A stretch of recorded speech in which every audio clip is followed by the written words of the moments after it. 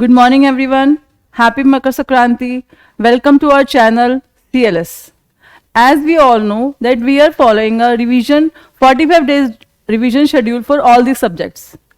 And today in Maths channel we are doing a solution of self evaluation test. In the whole week, in the last 6 days, we have done chapter 1 real numbers, chapter 2 polynomials, chapter 3 linear equations in two variables, and chapter 4 quadratic equations. We have also sent revision worksheets for case studies, for competency questions, all. I hope that you have done all. But in case you are having any doubts, you can send us a message, we'll revert back. Now to start the self-evaluation test which we have posted in the morning, let's start with the first question.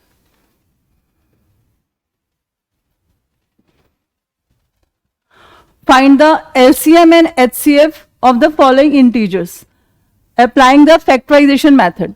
As we know, Euclid's division is deleted in this year, so we'll do factorization. Factorization of 6, 72 and 120. We'll find factors of 6. 2 into 3. Factors of 72. As this is little big, so we can find it by this method.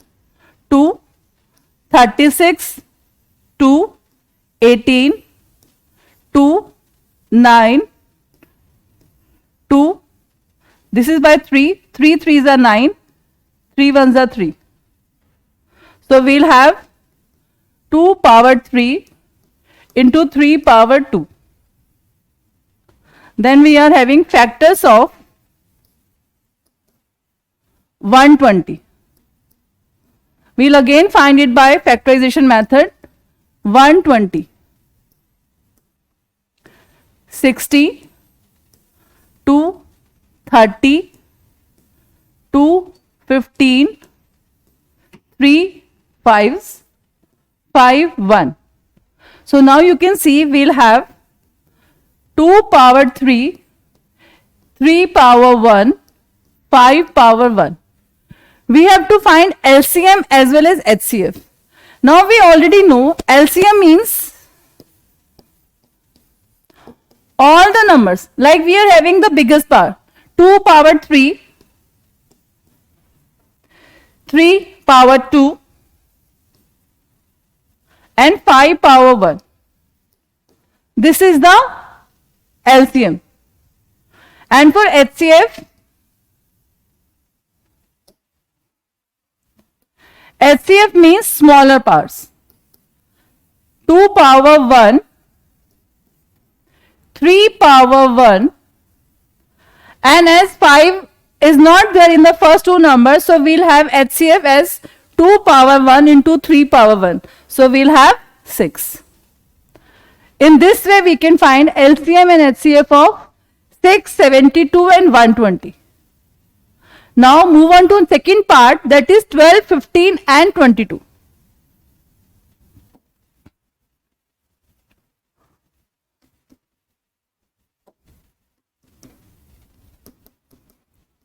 Factors of 12, we can do it directly. 2 2s are 4, 4 3s are 12.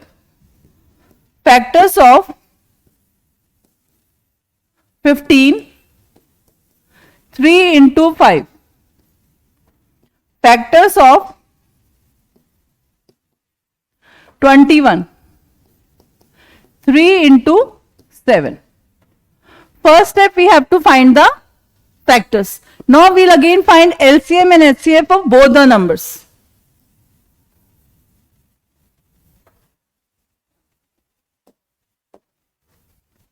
LCM. In LCM we'll take the bigger parts. So this is equal to 2 power 2 into 3, 3 power 1, 5, 1, 3, 1 into 5. So we can see in LCM we'll have 2 power 2, 3 is 1 in all the cases, so 3 power 1, 5 power 1, here it is 7,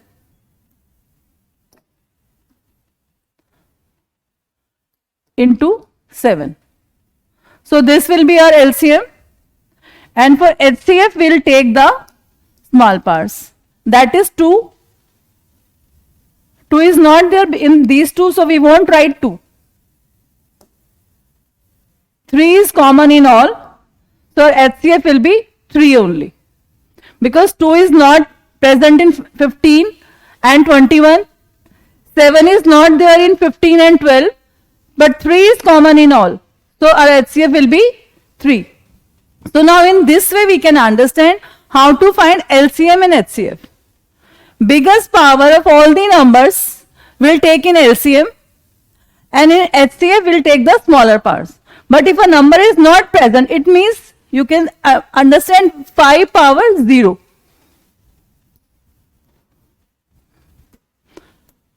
Five is here but not here. It means in these two numbers 5 power 0.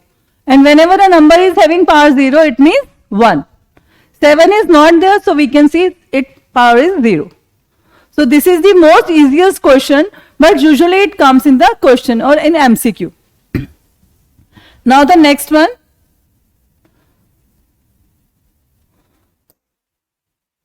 Question number 2. Explain why 3 into 5 into 7 plus 7 is a composite number. So here first of all we have to write what is a composite number. I hope all of you remember, composite means a number which is having 2 or more factors. For example,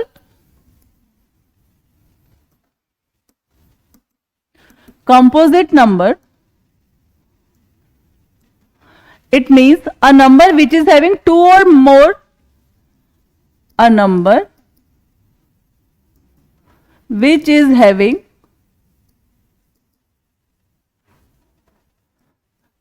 2 or more factors.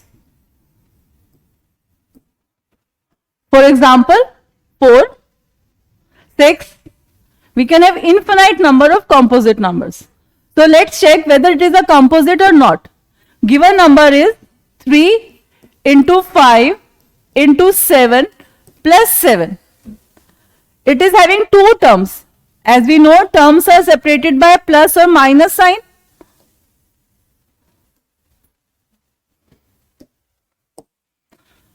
So we'll take 7 common.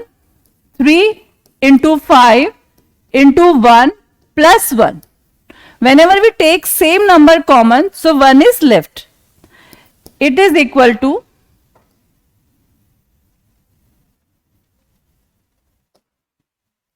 7. 3 into 5, 15. 15 into 1, 15 plus 1. 7 into 16. So we'll have 112. We can write 112 is having more than 2 factors. Therefore, it is a composite number. Beta, here whenever we have to do this kind of question, writing definition for composite number is must. If you will not write this term, 2 or more factors, we can deduct the marks while checking the paper. So be careful that 2 or more factors, definition of composite number is very important. Then you can solve it. This is quite easy. Then we can write the given number is a composite number. Okay, then I'll move on to next one. Can the number 12 power n, n being a natural number, end with the digit 0, give reasons. So I want to just do a revision. What is a natural number? All the numbers which are multiples of 1, 1, 2, 3, 4, 5, 6 and to infinity. Okay. Now we said a number 12 power n being a natural number. It means 12 power 1, 12 power 2, 12 power 3 and so on. we have to prove that all the numbers which is having different parts, 12 1, 12 2, 12 3 and so on, it ends with the digit 0. Can it be possible? Now we already know that when a number ends with 0, when it is a multiple of 10, a number multiple of 10 ends with 0.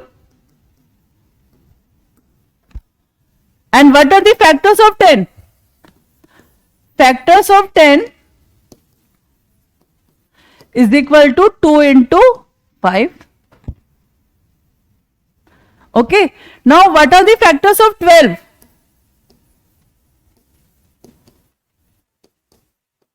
2 into 2, 2 2s are 4, 4 3s are 12. We are not having 5 here. So when this number 12 is not divisible by 10, it is not a multiple of 10, then how it ends with 0? So what do we write? A number which ends with 0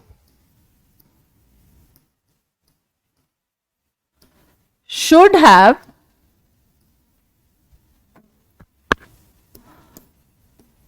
factors 2 and 5. Okay. 12 is having factors 2 into 2 into 3. Therefore, 12 power n cannot end with 0. Okay. In chapter 1 of class 10, we are just doing the revision, whatever we have done in the previous classes also. And since April also we are doing. So, here only we have to write what has to be done. Okay, we know factors of 10, 2 into 5. Whatever we know, we have to write only those things step by step. हमें पता है एक number जो 10 का multiple होगा वो 0 से and होगा. 10 के फैक्टर क्या है? 2 into 5. फैक्टर्स ऑफ 12 क्या है? 2 into 2 into 3. बस हमने इसको एज इट इज ही लिख देना है कि जब 12 के फैक्टर्स 2 और 5 नहीं है, 5 है ही नहीं उसमें, तो 0 कहां से आएगा? इन्हीं को हमने सिर्फ वर्ड फॉर्म में नीचे यहां पे लिख देना. आई थिंक आपको समझ आ रहा है जो मैं समझा रही हूं.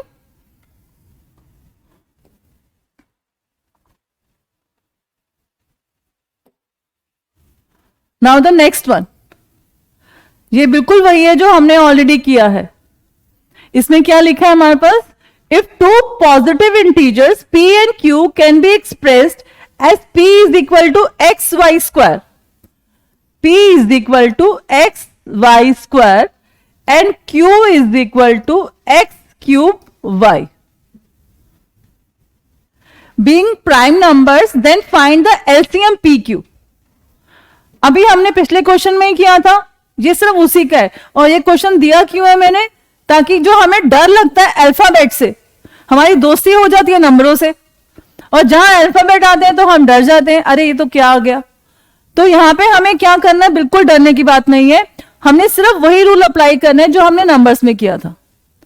यहां पे हमने देखा कि हमें एलसीएम निकालना है, और एलसीएम में क्या होता है? जिसकी पावर बड़ी होती है उसको हम ले लेते हैं. तो LCM is equal to x की पावर बड़ी कौन सी है? एक्स की पावर 3. वाई की पावर बड़ी कौन सी है? वाई की पावर 2.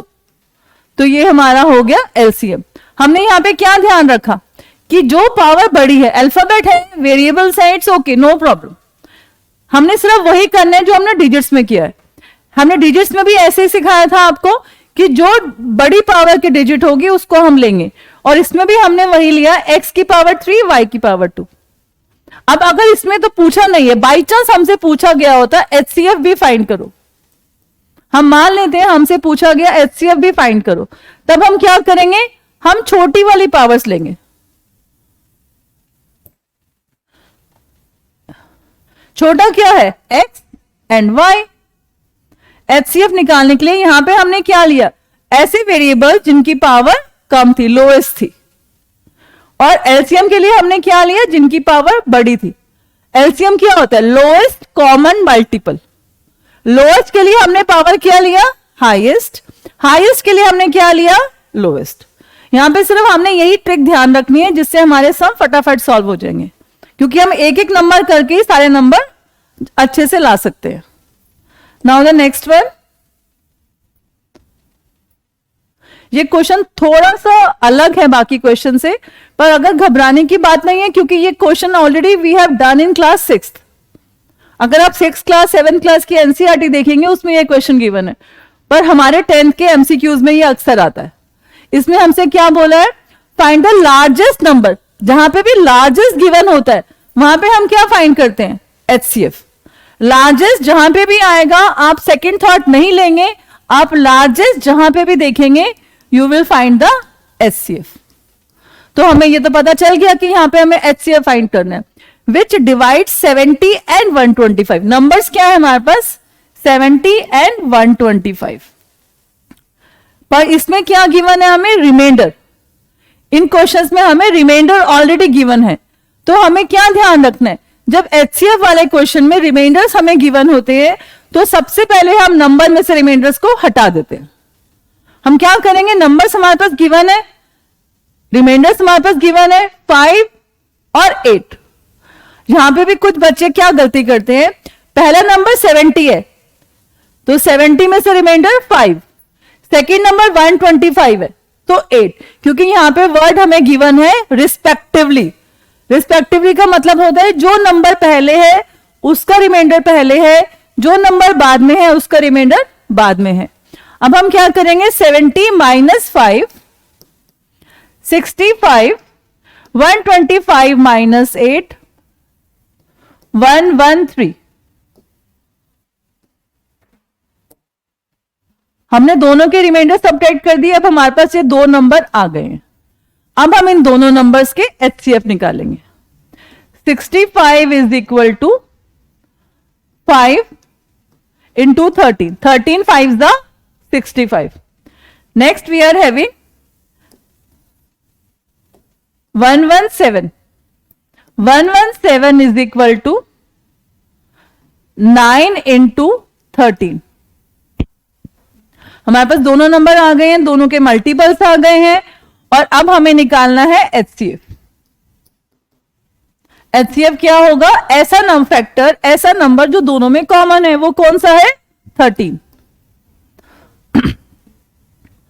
तो अभी जब हमारे पास कोई क्वेश्चन ऐसा आता है जिसमें हमें गिवन है लार्जेस्ट नंबर और रिमाइंडर, तो हमें डरने की जरूरत नहीं है, हम डायरेक्टली फाइंड कर सकते हैं लार्जेस्ट नंबर, मतलब हमने क्या फाइंड करना है, एचसीएफ।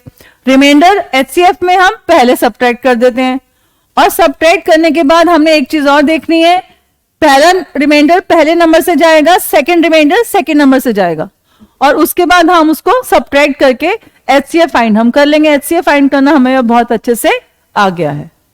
ठीक, अब एक क्वेश्चन है कि अगर ऐसा कुछ क्वेश्चन होता, हालांकि मैंने दिया नहीं है, मान लो ऐसा कोई क्वेश्चन होता जिसमें हमें फाइंड करना होता एलसीएम और रिमाइंडर भी गिवन होता।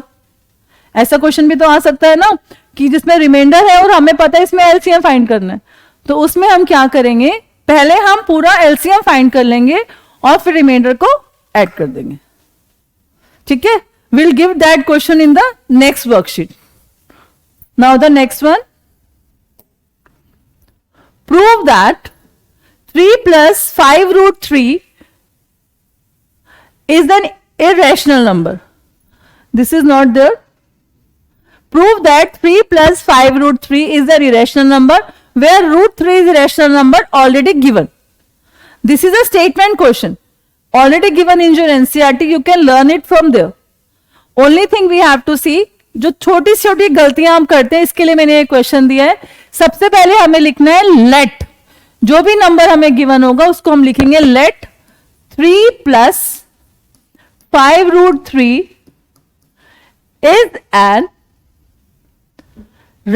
is a rational number.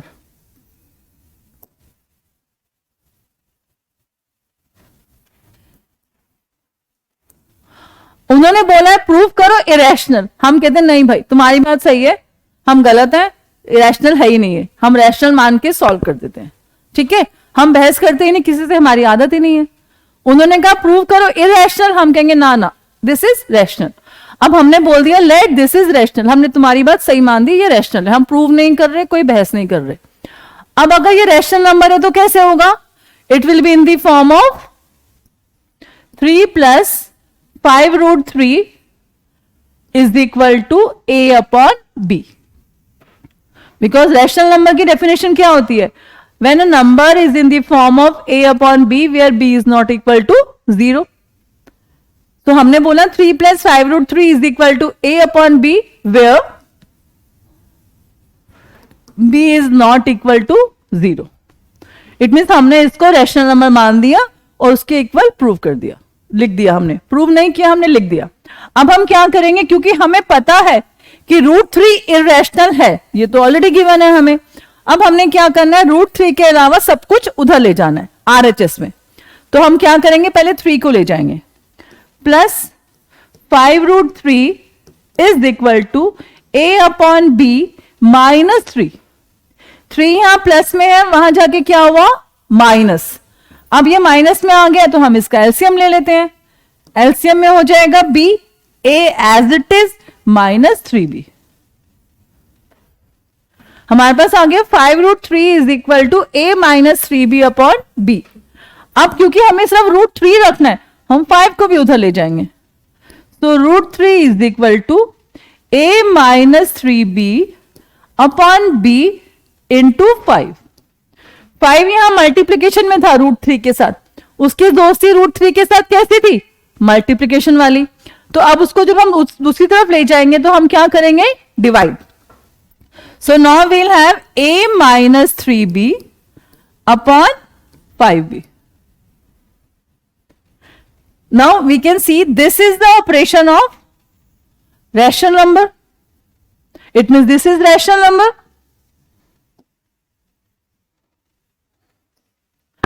है ना, बिकॉज a अपॉन b हमने रैशनल नंबर लिया था, हमने इंटीजर्स लिए थे। यहां पे a और b where a and b are integers.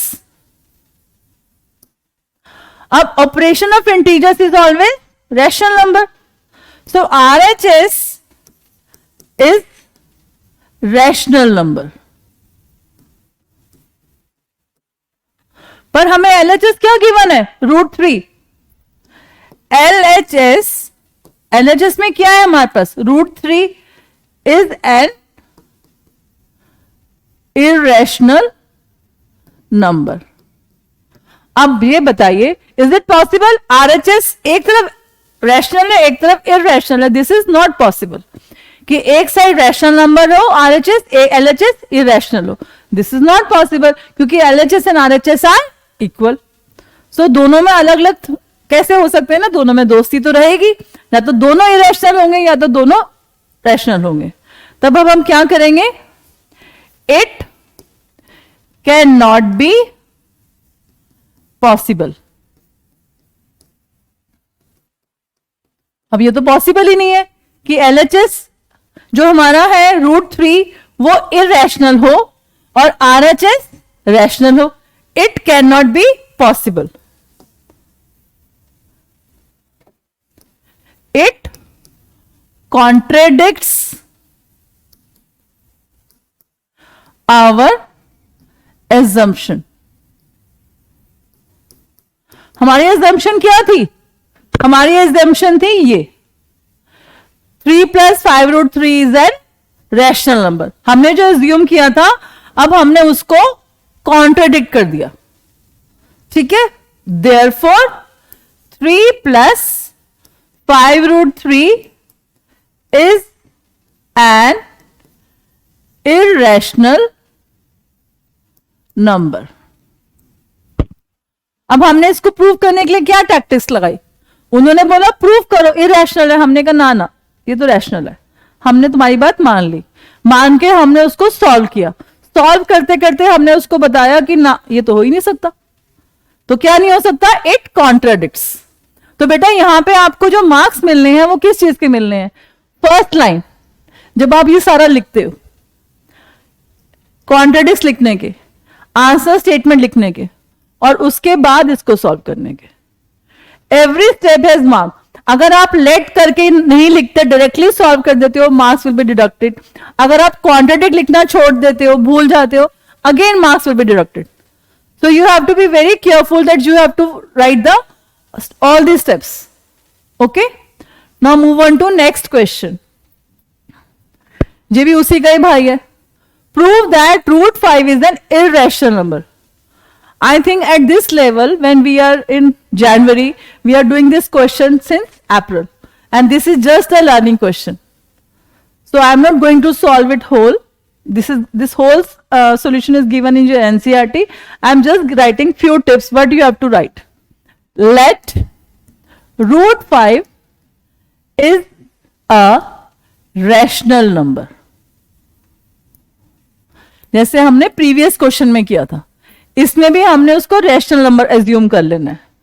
तो root 5 is equal to P upon Q, कुछ भी ले सकते हैं, where P and Q are integers. Q is not equal to 0. ये तो जनरल हमने लिख दिया, पर यहां पे हमें क्या कॉन्ट्रडिक्ट करना है कि ये इनमें कॉमन फैक्टर है. तो उसके लिए हमने यहां पे क्या लिखेंगे, वेयर, यहां पे हमने एक बार और लिखना है, where P and Q are co-prime.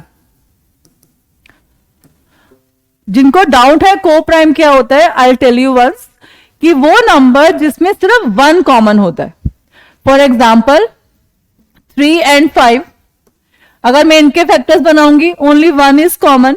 If I से 11 and 12, दो कॉन्जिक्यूटिव नंबर होते हैं, उनमें भी 1 is common factor, so these are also coprime number. 36 and 37, you can take any two numbers. बहुत सारे नंबर हो सकते हैं, जरूरी नहीं है कि दोनों प्राइम ही हो, दोनों कॉन्टिन्यूस भी हो सकते हैं, दोनों अलग अलग भी हो सकते हैं. 36, 37, this is composite number, this is prime number. You can find any type of number जिसके बीच में कॉमन फैक्टर जो होगा 1 होगा, उन नंबर्स को हम बोलते हैं को प्राइम नंबर. तो हमने बोला कि रूट 5 जो है वो इंटीजर्स हैं, जहां पे Q is equal to not equal to 0, तो हमारी रैशनल नंबर की डेफिनेशन आ गई. पर यहां पे हमने एक चीज और इंपॉर्टेंट लिखी है, और वो है दीज नंबर्स आर को प्राइम नंबर्स. हमने क्या लिखा है यहां पे इंपॉर्टेंट, कि दीज नंबर्स आर को प्राइम नंबर्स. और को प्राइम नंबर क्या होता है ये मैंने आपको बता दिया. अब हम क्या करेंगे, Q को इधर ले आएंगे. अब हम कर सकते हैं Q root 5 is equal to P, or we can write as root 5Q is equal to P.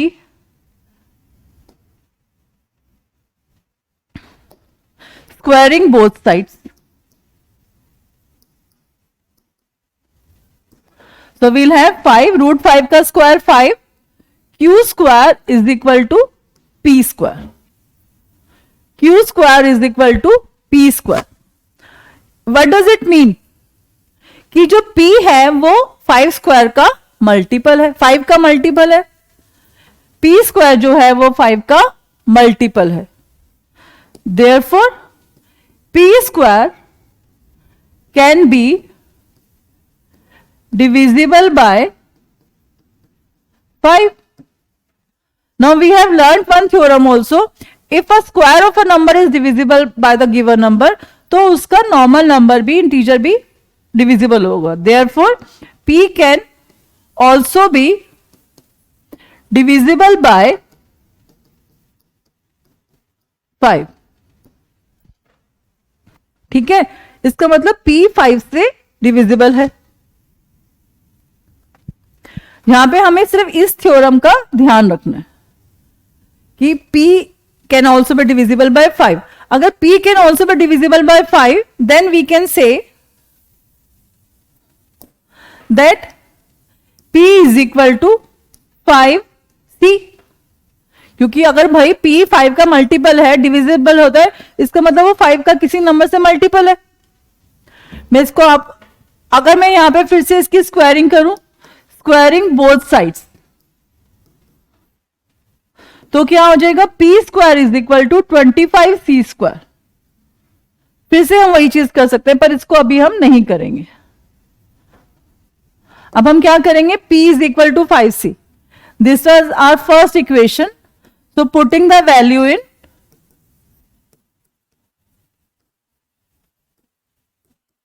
one, so we'll have 5 q square is equal to 5c whole square. At place of p we have put 5c because it was p square, so it is 5c whole square. So now we'll have 5q square is equal to 25c square. We can reduce it, q square is equal to 5c square. Again the same thing will come, q square is also divisible by 5. Therefore q square is also divisible by 5. अगर q square होगा तो q भी होगा, q is also divisible by 5. अबे यहां पे हमने क्या किया था, p is divisible by 5, यहां पे हमने क्या किया, q is divisible by 5, पर हमने इनिशियली क्या बोला था कि p एंड q दोनों के दोनों ही को प्राइम है, दो नंबर्स हैं हमने लिए विच आर को प्राइम, पर अब यहां पे इन दोनों के बीच में कॉमन क्या आ गया, 5। इसका मतलब जो हमने एज्यूम किया था वो गलत है ना। अगर को प्राइम का मतलब उनका फैक्टर क्या होना चाहिए, 1, अभी हमने डिस्कस किया था, पर यहां पे कॉमन फैक्टर क्या आ रहा है, 5, तो जो हमने एज्यूम किया था वो क्या हो गया, गलत। तो फिर से हम लिख देंगे, this shows that p and q are having one common factor,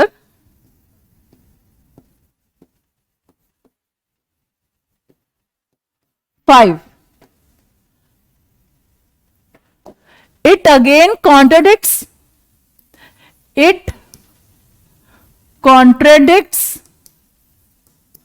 our assumption.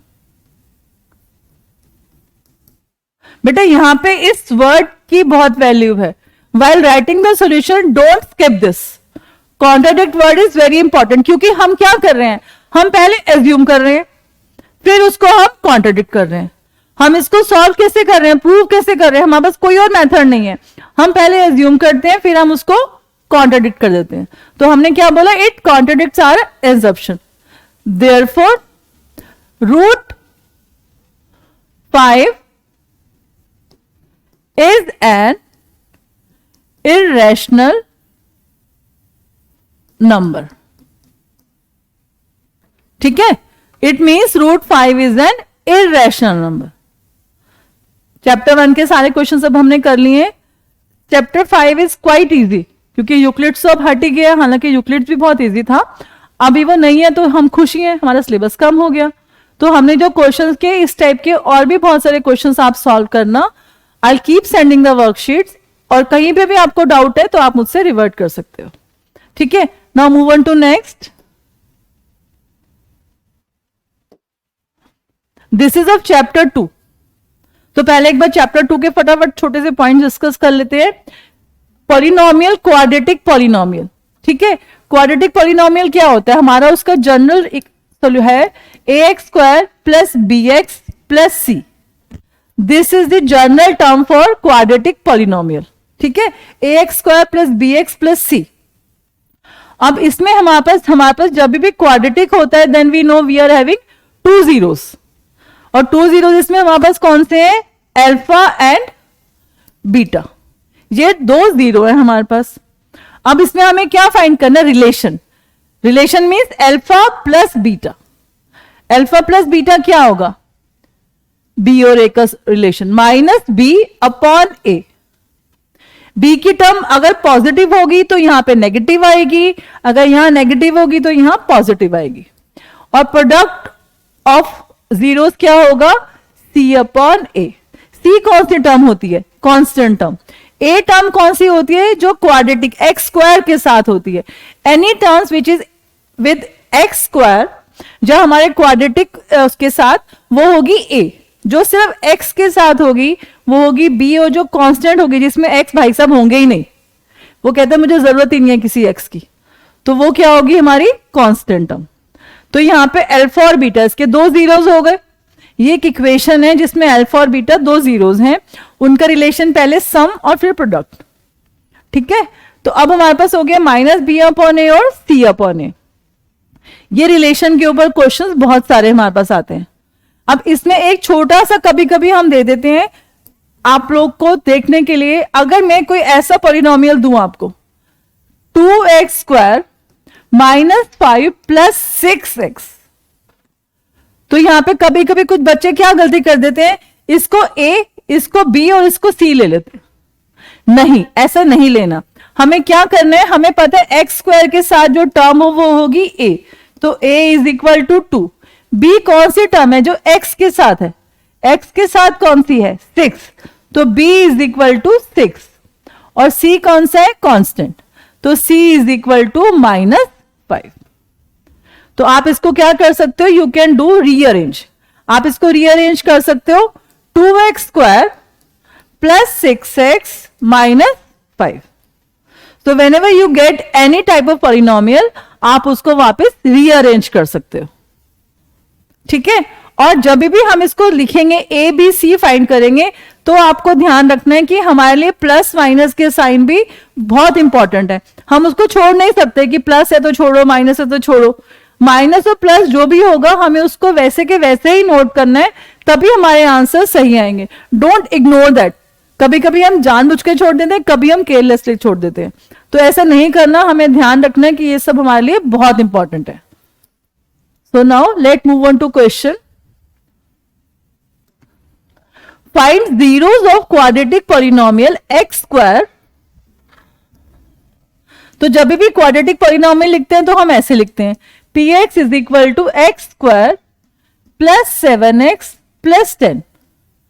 सबसे पहले उसने बोला जीरोस फाइंड करो, तो हम जीरोस फाइंड करते हैं। अब हमारे पास जब भी क्वाड्रेटिक पॉलिनोमियल होता है या क्वाड्रेटिक इक्वेशन होती है, हम उसको कैसे फाइंड कर सकते हैं, हमारे पास डिफरेंट मेथड्स है ना। तो अभी हम सबसे इजी वाला करते हैं, मिडिल टर्म स्प्लिट।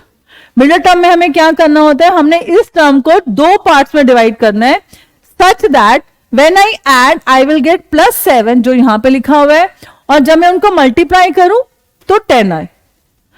10 मीन्स जो यहां पे a और c मल्टीप्लाई करके हमारे पास आना चाहिए a और c। यहां पे a कितना है 1 और c कितना है 10, तो मल्टीप्लाई करके हमें क्या चाहिए, ac इज इक्वल टू 10, और प्लस या माइनस करके क्या आना चाहिए, ये वाली टर्म 7। तो इसको करने का सबसे इजी तरीका हमारे पास क्या है कि हम जो भी हमें मल्टीप्लाई करके चाहिए होता है, हम उसके फैक्टर्स बनाते हैं। तो 10 के फैक्टर्स क्या होते हैं, 2 इंटू 5। ये तो आसान हो गया, यहां पे 1 इंटू 10 भी हो सकता था, पर हमें क्या चाहिए 7। 2 into 5 is 10 and 2 plus 5 is 7। तो हमें तो बहुत इजी से मिल गया, हमें ज्यादा मेहनत करने की जरूरत नहीं है अभी। तो अभी हम क्या करते हैं, इसको ब्रेक करते हैं। We'll have x square plus 5x plus 2x plus 10। हमने 7x के दो पार्ट्स कर दिए, 5x और 2x। अब हम इन दोनों में से कॉमन लेंगे, इन दोनों में से कॉमन लेंगे। x हमने दोनों में देखा कॉमन है, बचा क्या, यहां पे 2x थे। एक्स स्क्वायर का मतलब क्या होता है, x square means x into x. तो 2x थे, एक x हमने बाहर ले लिया, बचा क्या, एक x। 5x का मीनिंग क्या, 5 इंटू एक्स, x हमने ले लिया, बचा क्या 5। This is the way of taking common. Again plus sign will come as it is. 2 और 10, यहां पे x तो है ही नहीं, x तो बचेगा अंदर। अब हमारे पास है 2 और 10। 10 के फैक्टर्स क्या होते हैं? 2 और 5। अब हम 2 बाहर ले लेते हैं, 2 में से 2 बाहर चला गया, यहां बचा x। 10 के फैक्टर्स थे 2 and 2 5। 10 is equal to 2 into 5। 2 हमने कॉमन ले लिया, व्हाट इज रिमेनिंग? 5। इसको चेक करने का हमारा मेथड क्या है? हमने देखना है ब्रैकेट के अंदर हमारे पास सेम नंबर बचे। We should have same between the brackets. और अगर ये सेम नहीं आ रहा तो आपको वापस से चेक करना है कि क्या गलती करी है, कोई साइन की गलती करी है, कोई मल्टीप्लाई गलत किया है। अगर ये सेम नहीं आ रहा तो हमें वापस से चेक करना पड़ेगा, पर हमारा तो चलो यहां पे सेम आ रहा है। अब हम करेंगे x plus 2 x plus 5। It means x की वैल्यू क्या आ गई? -2 और x की वैल्यू आ गई -5। क्योंकि इसका मतलब क्या होता है? We can write it like this, x plus 2 is equal to 0 और x plus 5 is equal to 0। x is equal to -2, x is equal to -5। This is the way of finding both the x। अब क्योंकि 2 zeros हैं तो हम थोड़ा सा आसान काम करते हैं, इसको x1 लिख लेते हैं, इसको x2 लिख देते हैं, ताकि आगे वाला पार्ट हमारा इजी हो जाए। अब हमें क्योंकि वेरीफाई करना था इस क्वेश्चन को, है ना, हमें यहां पे वेरीफाई करना था। अब वेरीफाई करने के लिए अब हम क्या करेंगे? इसके सम ऑफ प्रोडक्ट निकालेंगे। Alpha plus beta, alpha plus beta हमारा पॉलिनोमियल क्या था यहां पे? Is equal to minus b upon A.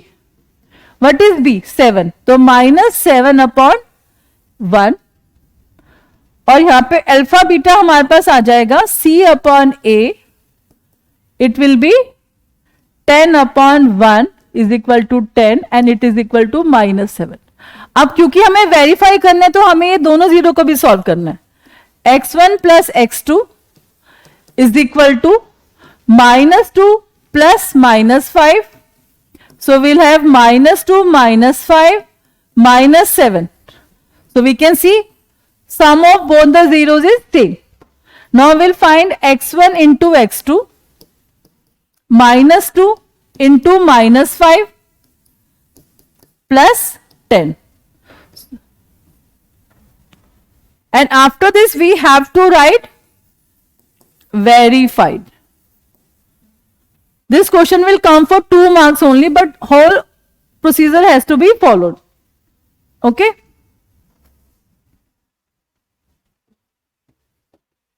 Now the next one.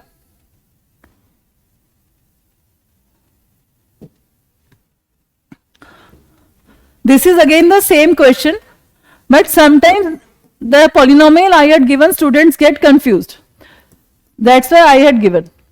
Now we are having px is equal to x square minus 5. What was the general term? ax square plus bx plus c. This was the general term. So now a is equal to 1, b is equal to, we are not having any term जिसमें x लगाओ, हमारे पास क्या है? सिर्फ x square minus 5। X की तो कोई term ही नहीं है, तो b हमारे पास क्या आ जाएगा? 0, because we can write it as x square minus या प्लस 0x माइनस 5। हम इसको ऐसे भी लिख सकते हैं x square plus 0x minus 5, क्योंकि यहां पे तो x है ही नहीं हमारे पास, तो b हमारे पास क्या हो गया? 0 and c is equal to -5। अब सबसे पहले हमें इसके जीरोस फाइंड करने हैं, क्योंकि x की पावर 2 है, इट मींस क्वाड्रेटिक है। क्वाड्रेटिक है मतलब we should find 2 zeros. 2 zeros तो आने ही चाहिए, तो let's find it. We'll have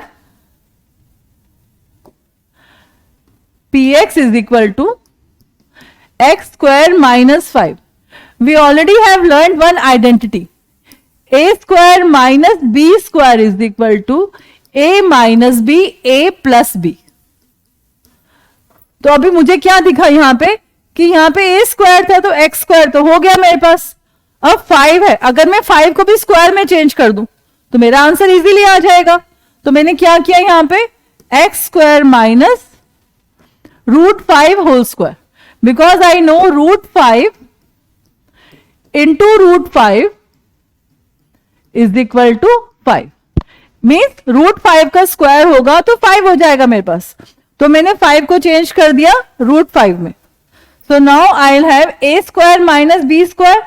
so I will have x plus root 5, x minus root 5. So x1 is equal to minus root 5, x2 is equal to plus root 5.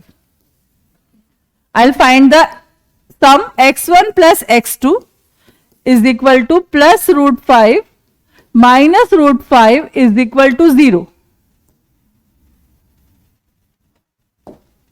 And alpha plus beta is equal to minus b upon a. और b क्या है हमारा? 0. So it is also equal to 0. दोनों जगह हमारे पास 0 आ गया. तो sum of roots so we already have verified. Now x1 into x2 plus root 5 into minus root 5. Root 5 into root 5, 5.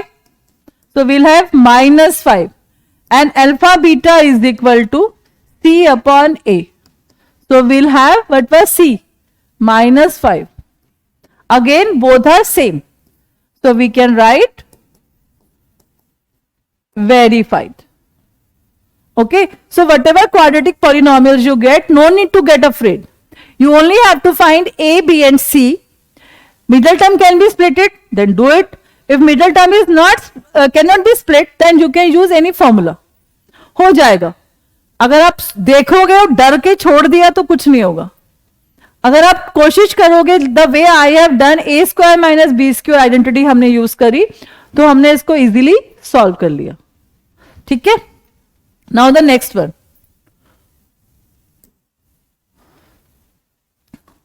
If alpha and beta are the zeros of the polynomial x square plus 4x plus 3 form the polynomial. अब हमें एक polynomial given है.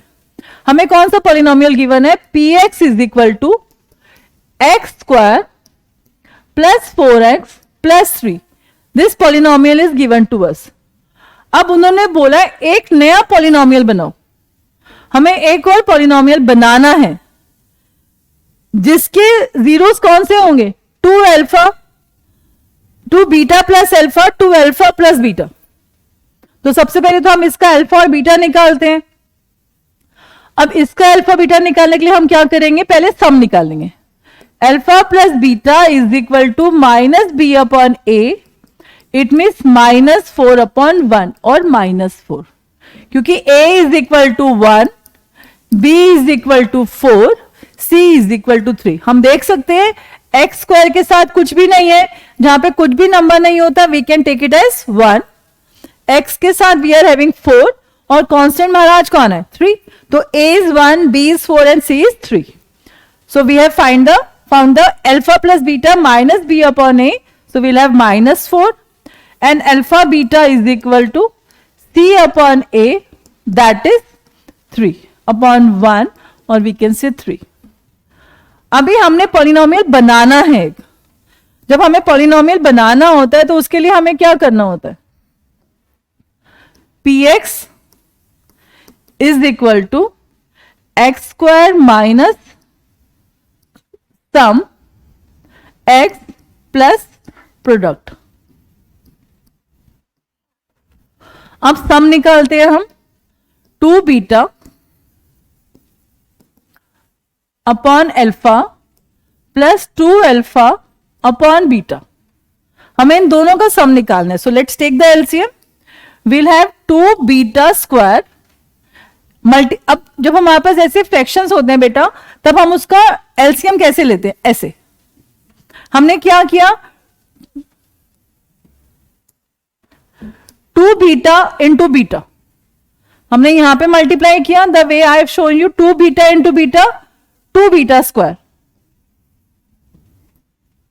Now again we'll have 2 alpha square. अब हमने इसको multiply किया 2 alpha into alpha. तो I will have 2 alpha square. अब इन दोनों को मल्टीप्लाई करेंगे अल्फा बीटा. अब हमने क्या किया, इन दोनों को मल्टीप्लाई कर दिया, अल्फा इंटू बीटा। तो how we have taken the LCM, अभी आगे एक्सरसाइजेस में भी हमें काम आएगा। जब भी हमारे पास कोई फ्रैक्शन होता है, जैसे यहां पे था 2 beta upon alpha plus 2 alpha upon beta, so what we have done, हमने इन दोनों को मल्टीप्लाई किया, इन दोनों को किया और इन दोनों को किया। So we'll have 2 beta square plus 2 alpha square upon alpha beta.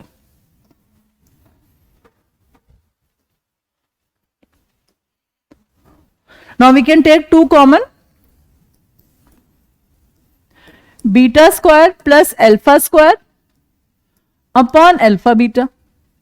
अभी आप कहोगे अरे हमारे पास तो अल्फा बीटा था पर alpha square plus beta square तो था ही नहीं। तो अब इसको हम कैसे करेंगे, हम इसको फर्दर सॉल्व करेंगे। यहां पे आपको ध्यान होगा हमने एक आइडेंटिटी पढ़ी थी, alpha plus beta whole square, it means a plus b whole square. A plus b whole square क्या होता है, a square plus b square plus 2ab। ये आइडेंटिटी हमने ऑलरेडी पढ़ी है 7th क्लास से। हमें क्या चाहिए, alpha square plus beta square, it means हमें ये चाहिए। तब हम क्या करेंगे, alpha square plus beta square is equal to 2 alpha beta, ये उधर चला जाएगा, माइनस अल्फा प्लस बीटा, ऐसे होगा। Alpha square plus beta square is equal to alpha plus beta whole square minus 2 alpha beta, है ना। ये हमें चाहिए था, तो 2 अल्फा बीटा दूसरी साइड आ गया, उसका साइन चेंज हो गया। तो यहां पे इसको अब हम लिख देते हैं 2 will have a big bracket alpha plus beta whole square minus 2 alpha beta upon alpha beta. Is it okay now what we have done, हमने इसको इस मेथड से सॉल्व किया, वैल्यू निकाली। हालांकि अब आपको याद होनी चाहिए जिन बच्चों को आती है, अगर नहीं आती तो maths is not a learning thing, you should know how to find it. आपको मेथड पता होना चाहिए। हमने क्या किया है, a plus b whole square, a square plus b square plus 2ab, हमने इसकी वैल्यू निकालनी थी तो हम 2 अल्फा बीटा को दूसरी साइड ले गए। A square plus b square is equal to a plus b whole square minus 2ab। So अब हमने उसकी वैल्यू यहां पुट कर दी। आगे करते हैं,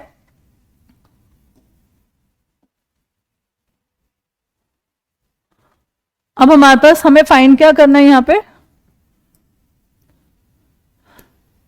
सम is equal to 2 alpha plus beta whole square minus 2 alpha beta, ये पूरा एक ब्रैकेट में है क्योंकि 2 तो सबके लिए है, alpha beta.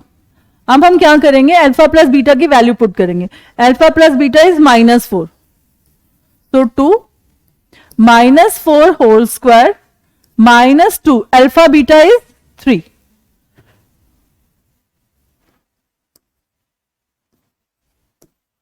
Upon alpha beta again we'll have 3। बेटा यहां पे एक कॉमन एरर होती है, मैं बताना चाहती हूं ताकि आप लोग वो गलती ना करें। Whenever we are having this type of number, आप 3 से 3 कैंसिल नहीं करेंगे। प्लस माइनस में जब भी कोई नंबर होते हैं तो उसको हम काट नहीं सकते, we have to solve that. तो अब हमारे पास क्या हो जाएगा, 2 -4 का square 16, 2 into 3 6 upon 3, so we'll have 2 into 10 upon 3, we'll have 20 upon 3। हमारे पास सम ऑफ रूट क्या आ गया, 20 upon 3। I'll explain it once again।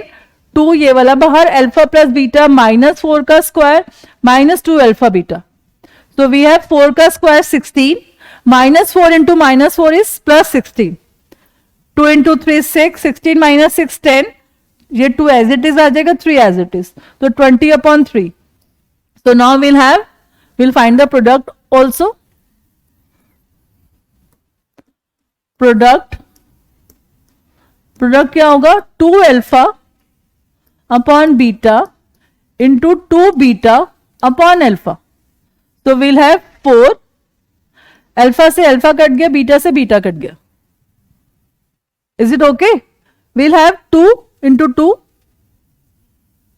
यहाँ पे हमारे पास एलसीएम लेने की भी जरूरत नहीं है क्योंकि यहाँ पे हमारा ये कैंसिल हो रहा है, 2 से 2 4, alpha is cancel, beta is cancel, so we'll have 4। हमारा प्रोडक्ट डायरेक्टली 4 आ गया क्योंकि वो दोनों एक दूसरे के रेसिप्रोकल थे, 2 एज इट इज आ जाएगा। तो हमारा पॉलिनोमियल जो बनेगा px is equal to x square minus 20/3x plus 4। ठीक, अब हम क्या करेंगे, because we are having this in the denominator, we have to take the LCM. We'll have 3x square minus 20x plus 4, 4 into 3, so we'll have 3x square minus 20x plus 12 upon 3. We can take 1/3 common, 3x square minus 20x plus 12, and this will be the required polynomial. ठीक, so what we have done, जो भी हमारे पास values given थी in the question, देखो हमारे पास क्या given था, 2 beta plus alpha, 2 alpha into beta. पहले हमने इन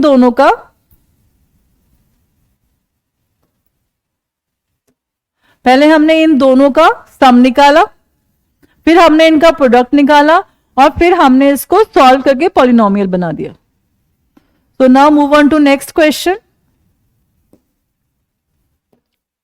इफ